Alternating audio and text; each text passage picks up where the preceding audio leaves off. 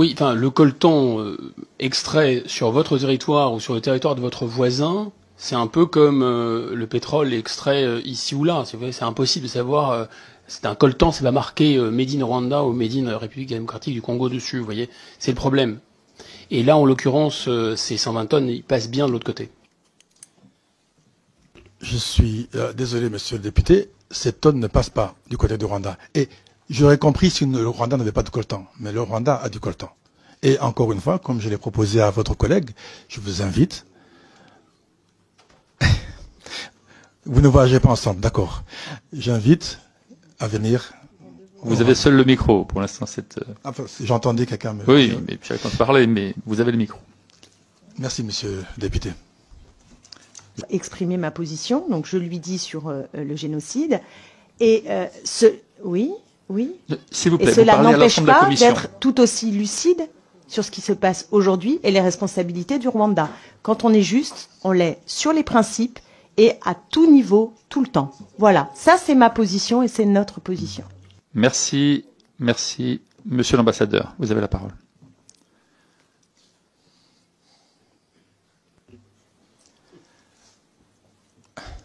Monsieur le Président, Mesdames et Messieurs les députés, si vous permettez, je vais juste commencer par commenter un peu sur le... Ah, ne vous y mettez pas vous aussi, monsieur l'ambassadeur. Non, mais c'est une précision. Je vous en prie. Je n'ai pas entendu la conversation. Allez-y, j'essaie de mettre une touche. Juste une précision. On parle du génocide des Tutsis. S'il vous plaît. On parle monsieur du génocide du Tutsi. Des Tutsis. Pas du génocide du Rwanda.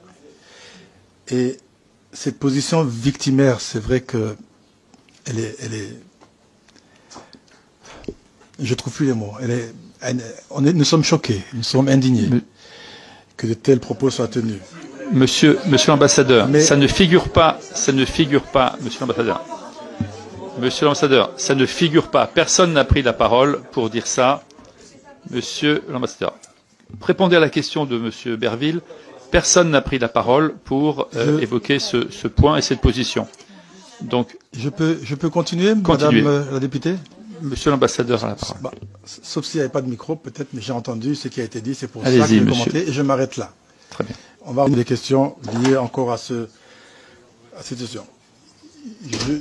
Je m'en tiendrai aux réponses, mais la question... Monsieur l'ambassadeur, répondez à monsieur Berville qui a posé une question. N'écoutez pas ce qui est dit par ailleurs. Monsieur le Président, je vais répondre à monsieur le député Berville. 3 questions. La première liée à la notion du lien entre le Rwanda et le M23. Je crois que j'ai été précis tout à l'heure. Nous n'avons pas, le Rwanda n'a pas de lien avec le M23. Malheureusement, et c'est pas, ne m'adresse pas nécessairement à M. Berville, mais il y a ce narratif un peu simpliste où on pense que parce que les gens du M23 parlent une langue qui est le Kinyarwanda, on pense qu'ils sont rwandais. Ce sont, je le précise, des Congolais. Et ils se revendiquent également comme Congolais. Il ne vous viendra pas à l'esprit, je pense, ici, de dire à un Strasbourgeois qui parle allemand qu'il est allemand. Même chose, le fait qu'ils parlent Kinyarwanda, que ce sont des populations rwandophones, ne les empêche pas d'être des Congolais. Donc nous n'avons aucun lien financier d'appui en armement avec le M23. Merci pour votre réponse. La parole à présent pour la France Insoumise à monsieur Aurélien Taché. Merci Monsieur le Président, merci Monsieur l'Ambassadeur. Le 7 avril, ce sera effectivement, ça a été rappelé, la journée internationale consacrée au génocide des Tutsis au Rwanda.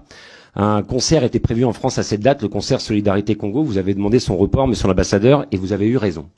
Rien ne doit pouvoir entraver le devoir de mémoire sur le génocide et l'horreur que vous avez justement rappelé.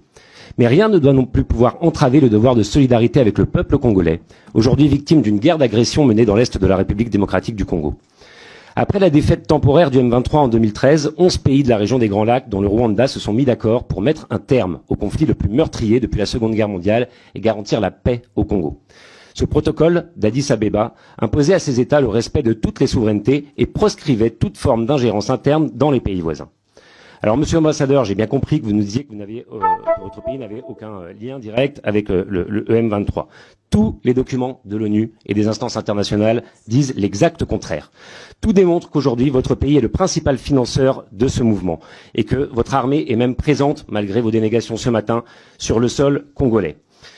Vous nous dites qu'elle est là pour assurer finalement la sécurité de l'État rwandais et pour protéger la communauté Tutsi qui serait encore persécutée. Et si c'est vrai, c'est évidemment totalement inacceptable et il faudra mettre un terme immédiatement.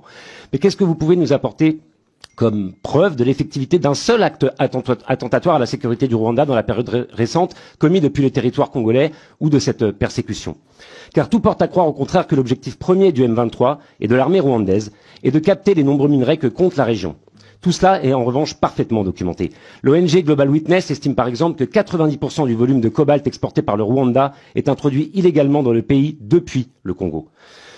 Aucune action de groupe terroriste n'est effectivement tolérable, mais aucune action de groupe terroriste ne peut justifier non plus le massacre de populations civiles ou la volonté d'annexer un pays.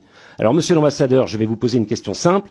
Est-ce que votre gouvernement compte ou non appliquer la résolution 2773 du Conseil de sécurité qui demande le retrait immédiat des troupes rwandaises et du territoire congolais et la cessation de tout appui au M23? Et est-ce que, puisque vous avez parlé de solution politique, la solution politique que vous imaginez, enfin celle que vous avez à l'esprit, garantira bien l'intégrité territoriale de la République démocratique du Congo? Merci. Merci, monsieur le député. Monsieur l'ambassadeur, je vous laisse quelques secondes et vous avez la parole quand vous le souhaitez. Merci beaucoup, monsieur le député. Je crois que j'ai dit tout à l'heure, au risque de me répéter, les rapports des experts des Nations Unies, nous refutons. Et je le dis, je le précise ici, les rapports des Nations Unies. Je suis désolé, ils ne sont pas la Bible, les rapports de ces experts. Et encore une fois, il n'y a eu aucune autre preuve, sauf des rapports. Ils ne sont pas venus sur le territoire, ils ne sont pas venus sur le terrain. Ils étaient à Kinshasa et ont fait des rapports. Ils sont retournés à New York et ont écrit des rapports que nous refutons. Encore une fois, nous n'avons pas de troupes sur le sol congolais. Merci, Monsieur le Président.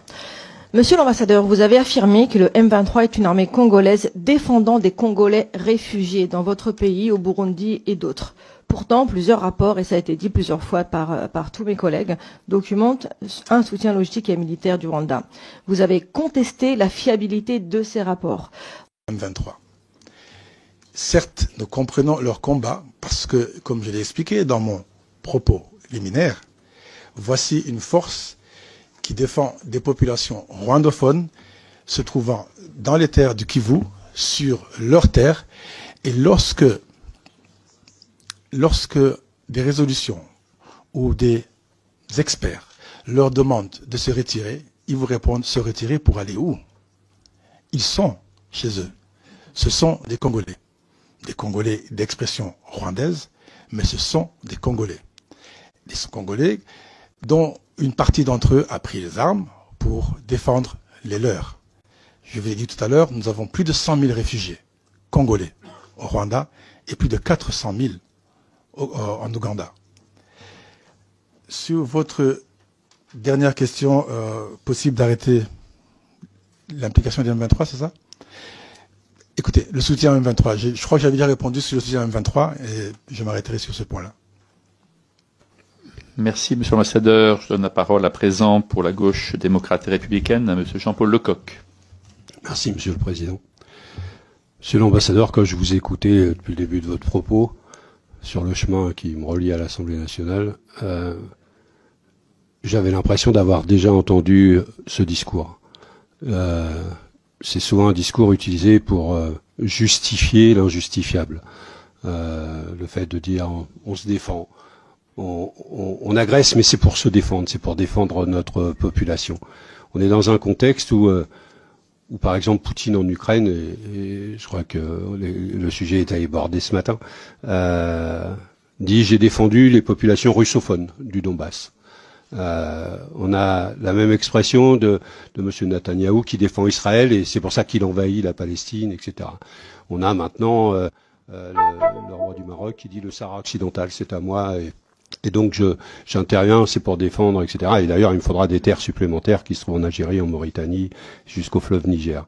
Et vous avez les mêmes expressions. Moi, mes questions, elles sont simples. Puisqu'il y a débat, donc je vais pas savoir qui a raison, qui a tort. La justice internationale est là pour ça. Moi, j'ai pas la capacité d'enquête. Ce que je sais, c'est que ma force politique, le Parti communiste, a pris position et a défendu le peuple rwandais quand il y avait le génocide et a pris position et a réagi à ce moment-là. Ce que je sais, c'est que des matières premières sont actuellement extraites du Congo et vendues à l'échelle internationale. Par qui? Est-ce que c'est le Rwanda qui vend ces matières premières? Au nom de quoi? Enfin voilà, il y a quand même des sujets là-dessus. Le M23 est armé, est solidement armé. D'où viennent les armes? Est-ce que c'est mon pays, la France, qui vend des armes au M23? Je sais que mon pays vend des armes au Rwanda. Est-ce que ces armes ont été volées par le M23 dans les casernes rwandaises? Et donc, moi je vous ai pas interrompu, Monsieur Berville, j'étais pas là quand vous parliez, mais je vous ai pas interrompu tout à l'heure. Hein. Et donc, est-ce que c'est ça? Et puis, comment à l'échelle internationale, beaucoup d'observateurs, jusqu'à l'ONU, dit il y a un sujet, le Rwanda est en train de bafouer le droit international, ne respecte pas les règles des peuples, et vous venez nous expliquer qu'il y a pas de sujet. Est-ce que vous avez raison contre la communauté internationale? Est-ce que la communauté internationale a quelque chose contre le Rwanda qui fait que tous contraints? J'aurais aimé aussi que vous précisiez les choses dans ce domaine. Merci beaucoup, Monsieur Lecoq.